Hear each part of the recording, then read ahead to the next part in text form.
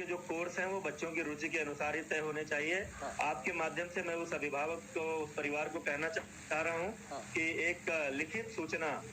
हमारे पास या हमारे माध्यमिक शिक्षा मंत्री डॉक्टर दिनेश शर्मा जी के पास किसी को एक व्हाट्सएप के माध्यम से, मेल के माध्यम से, किसी भी माध्यम से एक लिखित सूचना दें। इस संबंध में हम आवश्यक कार्रवाई करेंगे और हम ये सुनिश्चित करेंगे कि बच्ची जो पढ़ना चाहती है वही उसी कोर्स में उसका एडमिशन। जी, बहुत आपके विभाग का क्या सहयोग? देखिए, हमारे जिस तरह से हमारे यशस्वी प्रधानमंत्री नरेंद्र मोदी जी ने सभी विषयों पर सोचते हुए एक विस्तृत कार्य योजना के साथ पूरे देश में लॉकडाउन किया और एक कोविड-19 से लड़ने के लिए एक विस्तृत प्रोटोकॉल तैयार हुआ, उसी तरह से उसी युद्ध स्तर पर हमारे यशस्वी मुख्यमंत्री योगी आदित्यनाथ जी ने उसी तत्परता से केंद्र सरकार से कदम मिलाते हुए और कई मामलों में कई कठोर कदम उठाते हुए, आपने देखा होगा उत्तर प्रदेश में जहां ज्यादा केसेज आ रहे थे वहां हॉट स्पॉट चिन्हित किए गए, उन हॉट स्पॉट को पूरी तरह से सील किया गया,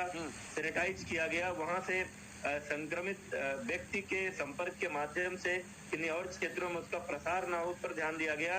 और केंद्र सरकार जिस तरह से गरीब कल्याण योजना के तहत हर गरीब आदमी को किसी के सामने भोजन का संकट ना हो, खाद्यान्न का संकट ना हो, उत्तर प्रदेश सरकार और भी 2 कदम आगे बढ़ करके जिनके पास कोई राशन कार्ड नहीं था, जो सरकार की किसी योजना से लाभान्वित नहीं थे, उनको भी निःशुल्क अनाज मिल सके, उनको भी 1000 रुपए महीने प्रतिमाह मिल सके। इन सब चीजों पर चलते हुए एक तरह इस संक्रमण का प्रसार न हो, ये अन्य क्षेत्रों में फैले ना, ये महामारी का रूप, ये विस्तृत भयावह रूप उत्तर प्रदेश में ना ले, उस पर प्रयास किया गया। और दूसरी तरफ गरीब लोगों की, जरूरतमंद लोगों की चिंता भी की गई। और जिस तरह से टीम 11 की लगातार बैठक के साथ अपने अधिकारियों के साथ और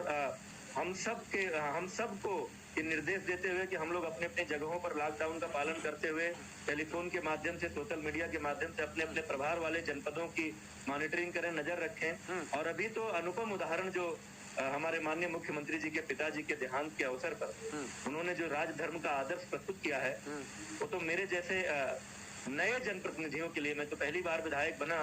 और पहली बार इन परिस्थितियों का सामना कर रहा हूँ, लेकिन मेरे जैसे जनप्रतिनिधियों के लिए एक उत्कृष्ट आदर्श प्रस्तुत किया है माननीय मुख्यमंत्री जी ने कि किस तरह से जनहित के लिए, प्रदेश के हित के लिए, देश के हित के लिए इस एक बड़े संकट के समय में भी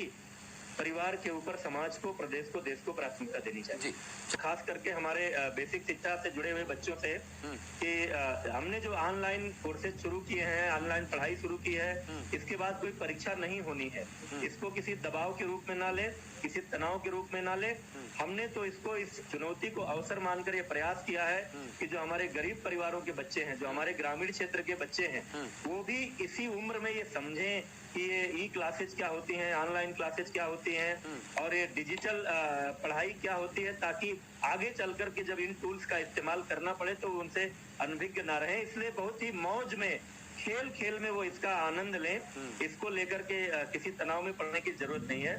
और मैं अपने अभिभावकों से यही अपील करना चाहूंगा कि आप सभी लॉकडाउन का पालन करें, अपने घरों में रहें। और बच्चों की जो शिकायत होती है आजकल की, उनके अभिभावक बहुत व्यस्त हैं, माँ बाप दोनों काम करते हैं, बच्चों को समय नहीं दे पाते, तो उनकी इस शिकायत को दूर करें। माँ बाप बच्चों को पूरा समय दें, उनके साथ खेलें, उनके साथ पढ़ें, उनको पढ़ाएं, उनको कहानियां सुनाएं, उनको दूरदर्शन पर आ रहे शिक्षाप्रद सीरियल को दिखाने और समझाने का प्रयास करें। और घर के अंदर पूरे